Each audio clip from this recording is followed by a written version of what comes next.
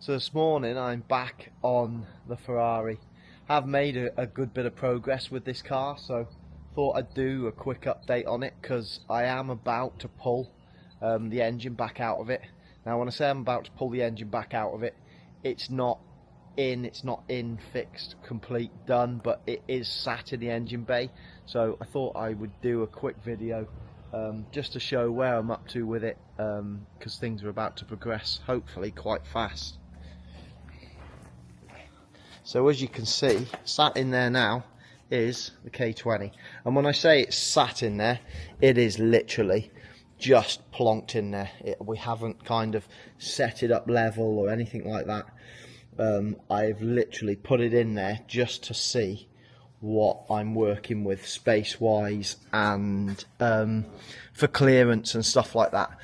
Now I was already thinking that this bar here was going to cause me an issue, and it has. Likewise on the other side, that bar there is going to need modifying. Now the engine could, if you really wanted to, you could mount it up there exactly where it is, but it's not ideal because the drive shafts wouldn't be running quite in line.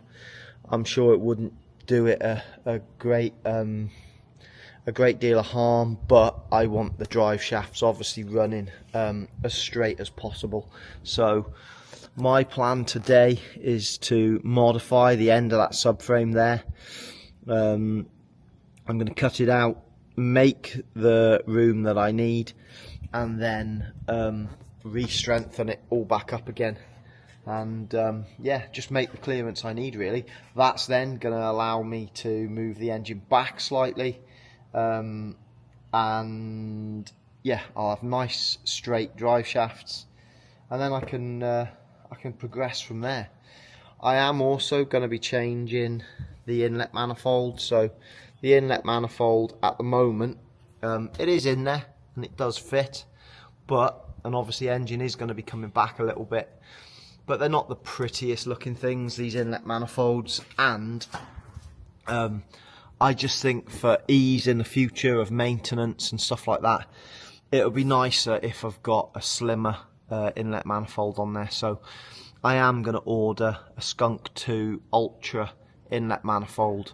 I'm going to get one of them on order today, and that's going to look a lot nicer. I also need to take these shock absorbers off today because BC Racing are going to make me up a set of coilovers and they need some measurements off them. So that is another job for today, is to pull one of them off. And yeah, and then obviously things like this rocker cover, it all looks very tatty and stuff like that at the moment, but things like that, they're all very easy to sort. I took the turbo and everything off yesterday just to give me a bit more room to see what I'm doing, and yeah, I can kind of progress forward from here now. I've got the MR2 now sat over here, bless it, stripped down a little bit. Obviously no engine in there. I've still got the fuel pressure regulator there to take off, boost solenoid there to take off, and I'm going to take these mounts off here because I'm going to use them to mount up the engine in the Ferrari. So need to get stripping some more parts off this car today because I have sold quite a bit off it. So I need to take that off, take bits off, take the wheels off, take the coilovers off, because they're all being collected over the next few days.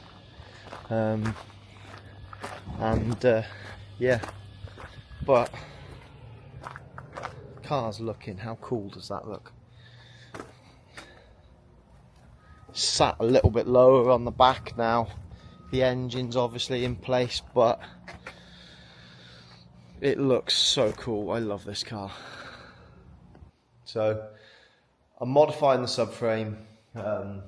Engine is going to be in by the end of this week. As you can see on the floor down here now, I've got turbo manifold, inlet manifold, engine itself. Now I have had the engine sat in this thing a couple of days ago, and although I got it in, it was a really tight fit. Believe it or not, and I didn't believe it until I measured it, but the actual opening on the back of this Ferrari where the engine drops in is smaller than the opening of the MR2. So that was quite surprising, because when you just look at it, it looks bigger, but most of the room in the back of this is kind of, it drops down and goes underneath the kind of bulkhead of the back seats, if you imagine. So once you've got the engine in and down, it's not too bad, but getting it into the hole is quite tight. So I've pulled the engine back out, and now I'm just making a few modifications to be able to drop it in. It can then stay in, and I can make all the engine mounts to just hold the engine where it needs to be. Let me show you what I've done on the subframe to allow the room that I needed. The critical thing that I was struggling with on this was allowing the engine to come back far enough to be able to get the drive shafts nice and straight. So that's why I'm having to modify the subframe slightly. I could have left the subframe completely as it is and just ran the drive shafts at a bit of an angle, but that's not really something that I wanted to do. Even though this is just going to be mainly a road car, but I don't want to be chewing CV joints and stuff like that just because I was scared of a little bit of fabrication work. If that was the case, then I shouldn't have been entertaining a project like this at all. So yeah, I've took the necessary steps to modify the subframe to move the engine back, which will give me nice straight drive shafts. So what I've had to do in here now is this bit of tubular section here, I've had to cut it, if you imagine, about here, and move this mounting point back to here. So whereas it's got that massive gap in between there, now I've got a mounting point here and a mounting point, say, here, and then the tube which I've cut out from under here I've welded back in kind of here. So if you can make it out in there, it's now got two tubes which come up to join that top one, and then the two mounting points for the arm are slightly closer together. Some people might say that's it's gonna affect the strength or whatever, but what you got to remember is a lot of cars don't have double wishbone suspension. A lot of them have just a single wishbone at the top. So this has still obviously got double wishbone suspension, but now the mounting points are just slightly closer together, so it's not really a concern for me. I think it's going to be absolutely fine. I had a really good day on this today, guys, so I thought I'd do a quick progress update.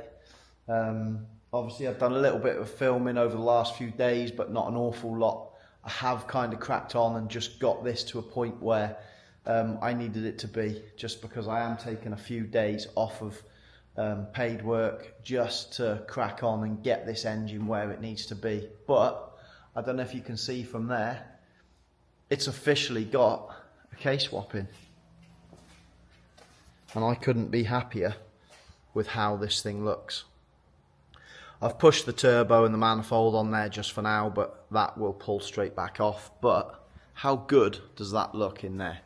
And the fitment is just absolutely bang on.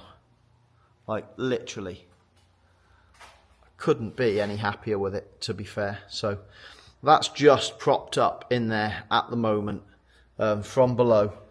I've spent a fair bit of time on this today, just getting it sat exactly right. I always thought this was going to be the hardest part. Well, it is the hardest part. I've done a few of these K-swaps now, and the hardest part is always just getting them in the right location. But as you can see, when that is on there now, it is absolutely bang on level. Also, my drive shafts are nice and straight. which was obviously going to be important with this thing. Now I do think I'm going to have to move this external wastegate. That is sat too high at the moment. The boot lid wouldn't go back on there, so I am going to have to do something with that, but that's not an issue. And then the rest of the plumbing for this engine, it's just so easy. I've got one water pipe there which has got to go here, one water pipe over there which has got to go to that one there. Hydraulic clutch line is just here, which has got to go to there. It's all just, it's like it's meant to be. So the plan now, tomorrow, is to get in nice and early, and by the end of play tomorrow, this will all be mounted up and officially sat where it needs to be. And then I can work on all the little bits and bobs, like doing the plumbing, exhaust system, and everything like that. The wiring's really easy, so I'm not concerned about that. Yeah, drive shafts, I'm just gonna do what I did on my Peugeot, and I'm gonna weld a set of drive shafts just for now. When I welded the drive shafts on the 205, they did me for 4 years at over 400 horse. So the drive shafts welded, I'll sleeve them and weld them. That will be perfectly fine to get this thing rolling.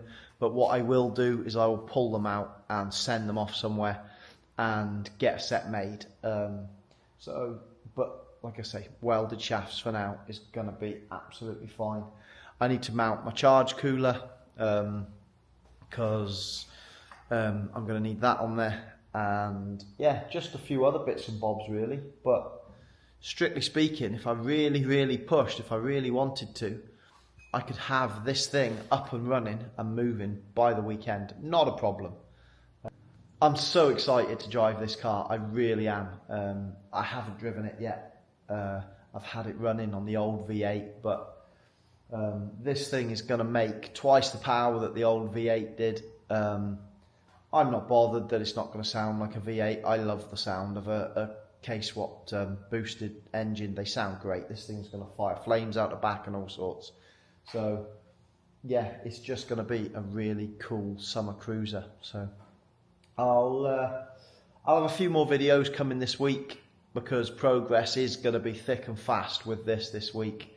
I am going to try and turn this around really quickly. I don't want to be messing about on it, just because I need to get back on my 205. I've got my track day booked at the end of the year, which I'm taking the 205 on. So really, I shouldn't be messing about with this, but this was one project that I wanted to get done, dusted, boxed off and on the road. And at the rate I'm going, this thing's going to be running and driving in no time. So I'm really excited.